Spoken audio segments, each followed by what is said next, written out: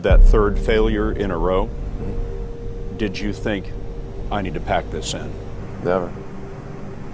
Why not? I don't ever give up.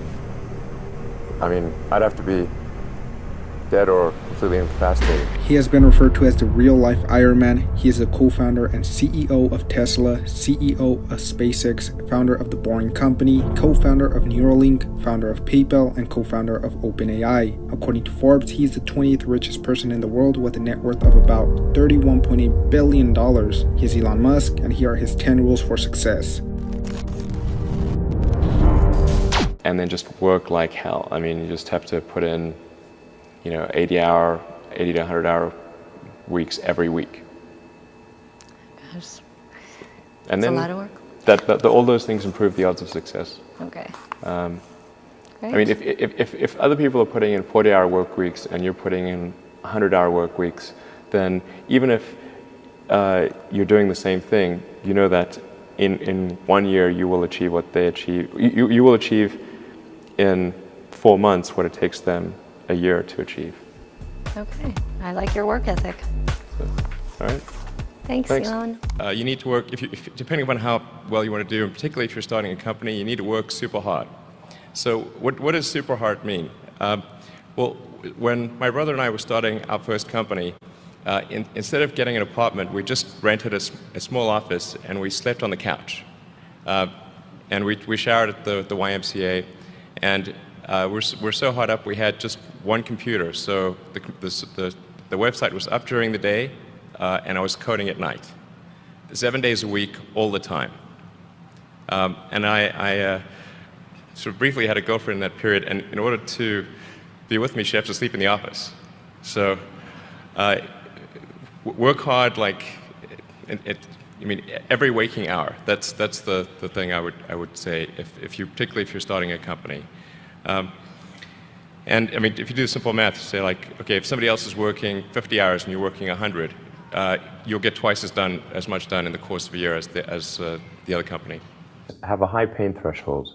There's a friend of mine who's got a good saying, which is that starting a company is like eating glass and staring into the abyss.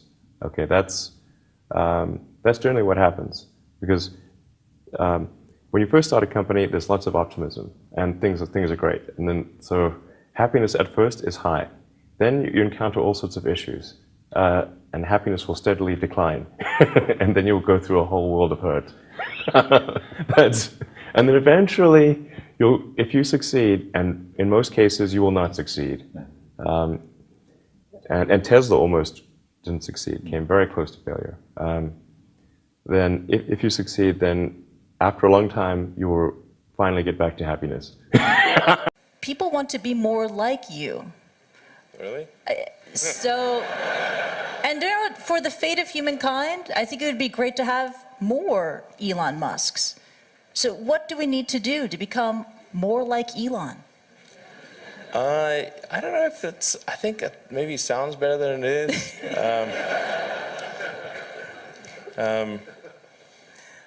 Yeah, I mean, honestly, like there's a friend of mine who's got a great saying about creating a company, which is trying to build a company and have it succeed is like eating glass and staring into the abyss. So, I mean, what tends to happen is it's sort of quite exciting for the first several months of starting a company. Yeah. And then reality sets in, things don't go as well as planned, customers aren't signing up, the technology or the product isn't working as well as you thought. Yeah. And then that can sometimes be compounded by a recession, and it can be very, very painful for several years. So I think, frankly, starting a company, I would advise people to have a high pain tolerance. Yeah. People do not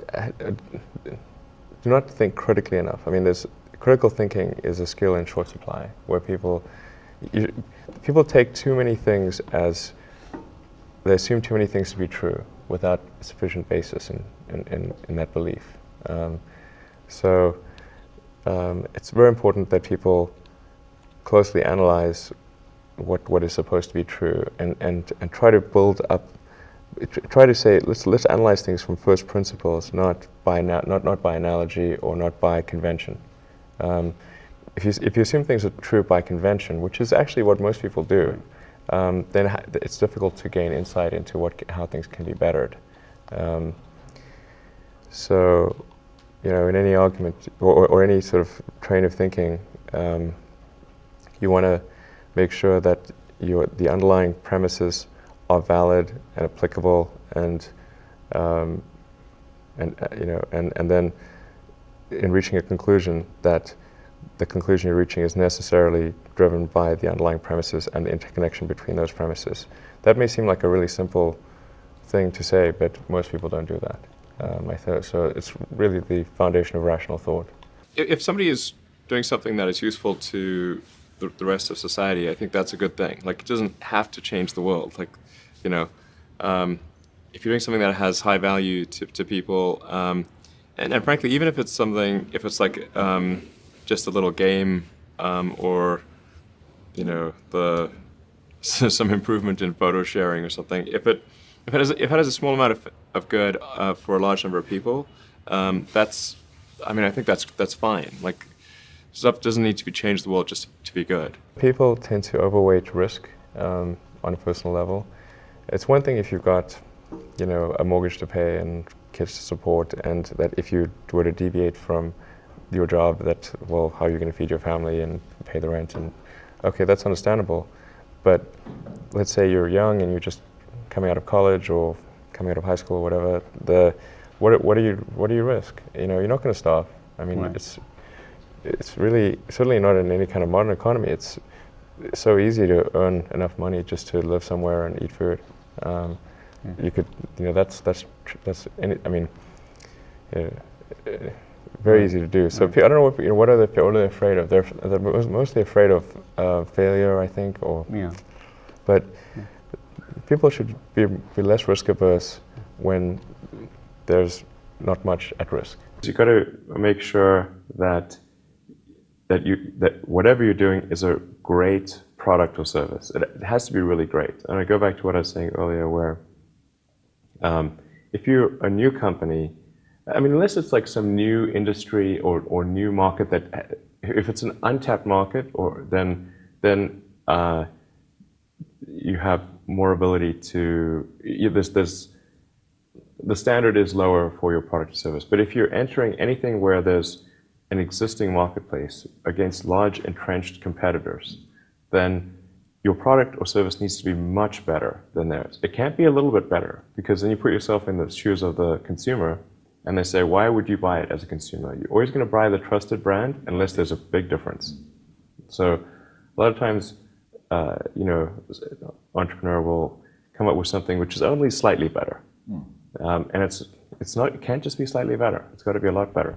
If you're creating a company or if you're joining a company, the most important thing is to attract great people. So either join a group that's amazing, that you really respect, or if you're building a company, you've got to gather great people. All a company is a group of people that have gathered together to create a product or service. And so depending upon how talented and hardworking that group is, and the degree to which they are focused cohesively in a good direction, that will determine the success of the company. So do everything you can to gather great people if you're creating a company. Constantly seek criticism. Yeah.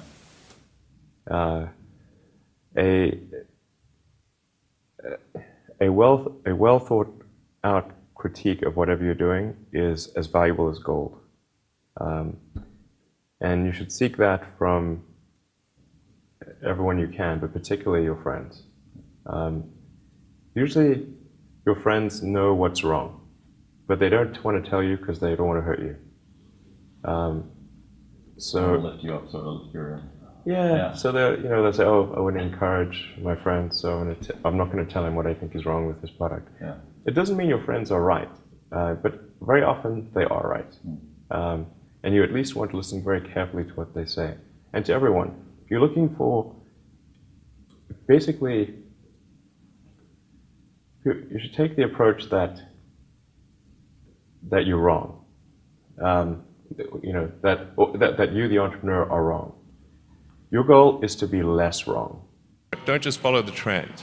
So you may have heard me say that it's good to think in terms of the physics approach of first principles, which is, rather than reasoning by analogy, you boil things down to the most fundamental truths you can imagine, and you reason up from there. And this is a good way to figure out if something really makes sense, or if it's just what everybody else is doing. It's hard to think that way. You can't think that way about everything. It takes a lot of effort. But if you're trying to do something new, it's the best way to think. And that framework was developed by physicists to figure out counterintuitive things like quantum mechanics. So it's really a powerful method. People who've been in the rocketry business for decades, who say about you that you don't know what you don't know. Well, I suppose that's true of anyone. How can anyone know what they don't know? But when critics say you can't do this, your answer to them is, we've done it. You know, there are American heroes who don't like this idea. Neil Armstrong, Gene Cernan have both testified against commercial spaceflight and the way that you're developing it, and I wonder what you think of that. I was very sad to see that, because those guys are, those guys are heroes of mine, so it's really tough. You know, I wish they would come and visit and see the hardware that we're doing here. And I think that would change their mind. They inspired you to do this, didn't they? Yes.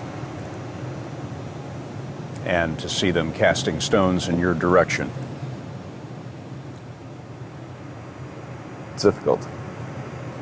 Did you expect them to cheer you on? So they're hoping they would. What are you trying to prove to them? What I'm trying to do is to make a significant difference in spaceflight and help make spaceflight accessible to almost anyone. And I would hope for as much support in that direction as we can receive. So those were Elon Musk's 10 rules for success. Comment below which one is your favorite, and don't forget to subscribe to the channel for more motivational content. Also make sure to destroy that like button if you enjoyed or found this video helpful. Alright guys, this is Alpha Leader signing out. Thanks for watching.